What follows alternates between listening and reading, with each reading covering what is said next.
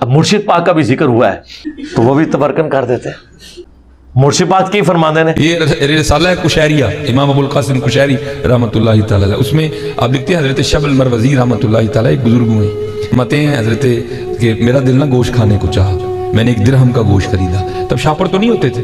آپ فرماتے میرے کپڑے میں گوشت لپیٹا، میں لے کے جا رہا تھا. آپ فرماتے ایک چیل نے جھپٹا مارا اور گوشت چھین کے لے گئے.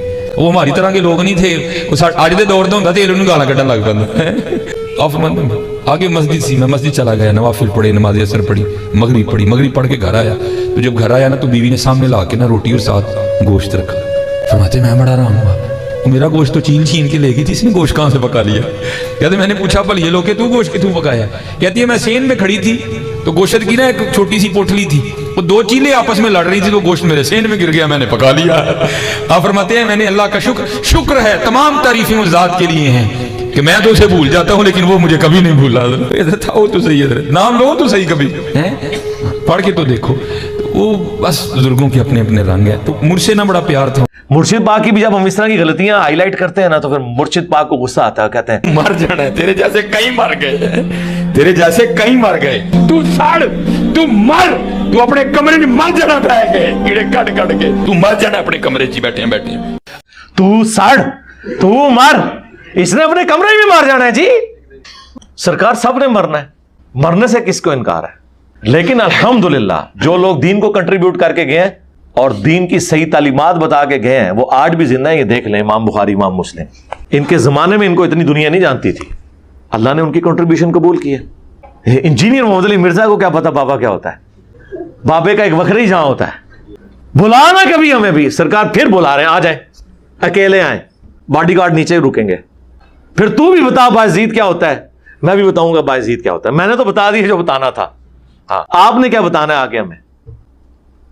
پھر وہ اینڈ پہ جا کہتے ہیں الو کے پٹھے، یہ بھی اس میں انہوں نے کہا. اب انجینئر مرزا محمد علی کو کیا پتا بابا ہوتا کیا ہے؟ وہ تو بخش فیض عالم مظہر نور خدا، تجھے کیا نظر آ گیا الو کے پٹھے؟ تو بہرحال کوئی غصہ نہیں آیا، ٹھیک ہے. صوفیاء کا یہی اخلاق ہوتا ہے، پتہ چل گیا دنیا کو اندر کا اخلاق یہ تھا، وہ آپ کا نکل آیا. سب کہانیاں، اتنی کہانیاں، اور لوگ صاحب کہتے ہیں جی وہ بزرگ ادھر تھے تو ہے ادھر تھے، روحانی طور پہ ان کو وہاں دیکھا گیا. یہ ہے بابوں نے جو آپ کو بتایا. اور سر صحیح مسلم میں حدیث ہے، نبی علیہ السلام ایک چوراہے سے گزرے تو بنو سلمہ وہاں کھڑے تھے. نبی علیہ السلام نے پوچھا تم لوگ یہاں کیوں کھڑے ہو؟ ان کا یا رسول اللہ ہم بڑی دور سے اپنے گاؤں سے مسجد نبوی میں آپ کے پیچھے نماز کے لیے آتے ہیں تو تھک جاتے ہیں، بڑی مشکل سے پہنچ پاتے ہیں، جماعت پکڑنے میں مشکل ہوتی ہے، تو ہم نے ارادہ کیا ہے کہ ہم مدینہ شریف شہر کے اندر ہی شفٹ ہو جاتے ہیں تاکہ آسانی سے آپ کے پیچھے نماز پڑھ لیں. تو نبی علیہ السلام نے فرمایا تم جتنے قدم چل کے آتے ہو ہر قدم کے عوض تمہارے لیے نیکی لکھی جاتی ہے. یار صحابہ کرام کیا لوگ تھے یار، کوئی آرگومنٹ ہی نہیں کیا.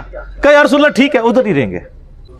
کسی نے نہیں کہا یا رسول اللہ تھک جائیں گے، یہ نیکیوں کے لیے کتنے حریص.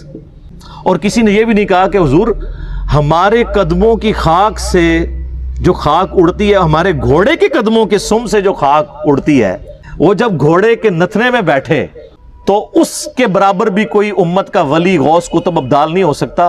تو ہمارے بعد تو بزرگان دین ہواؤں میں اڑ اڑ کے مکے اور مدینے نمازیں پڑھیں گے. تو یا رسول اللہ ٹھیک ہے ہم شفٹ نہیں ہوتے، ہم اڑ کے آ جایا کریں گے.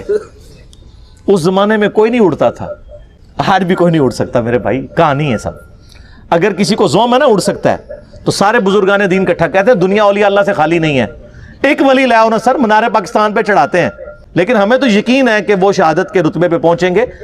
انگریز کا پیراشوٹ اس کو باندھ دیں گے، وہ چھلانگ لگائے اڑ کے بتائے، اور جب ویسے تو وہ پہلے ہی توبہ کر لے گا، اور اگر وہ چھلانگ لگائی دے شہید ہونے کے لیے تو مرنے سے پہلے ایک بٹن دبائے، اس کے بعد زمین پہ لینڈ کرتے ہی نہ اناؤنسمنٹ کرے نہ میں وابی نہ میں بابی، میں ہوں مسلم علمی کتابی. سر پھر یہی ہونا چاہیے نا، کہانیاں کرائی سی توبہ بھی کرنا، اور پھر وہ اپنے مریدوں کو بھی کہے کہ مرنے سے پہلے اے مریدو کر لو اس پہ غور، میرا خدا اور تھا اور کتابوں کا خدا اور، اب میں کتابوں کے خدا کو ماننا شروع ہو گیا ہوں.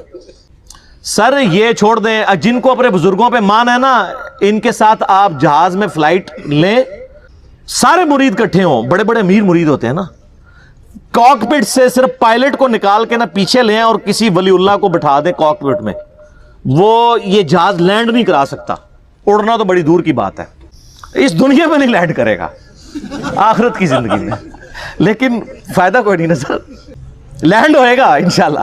ظاہر لینڈ تو انہیں کرنا ہے جو تو فیول موکڑا ہے. وہ لادہ بات ہے کہ آپ لوگ جو ہے وہ پھونک مار کے بغیر پیٹرول کے گاڑیاں چلاتے ہیں, لیکن جہاز نہیں اڑتا بغیر پیٹرول دے. سب کہانیاں, اتنی کہانیاں, اور لوگ صاحب وہ جی جناب نکاح ماری لوہے محفوظ پڑھ لیا, تھلے ویکھیا 7 زمینہ کراس, تیل بھی کراس. وہ سر ایڈون نے دریافت کیتا آ کے 200-250 سال پہلے پنسلوینیا. تو کیا کرتے رہے ہیں, تیل کیوں کراس, ہر بزرگ کو ہی تیل کراس ہو گیا. سر نہیں, دنیا بقدر ایفرٹ ہے, جو ایفرٹ پٹ کرے گا اسے رزلٹ ملے گا.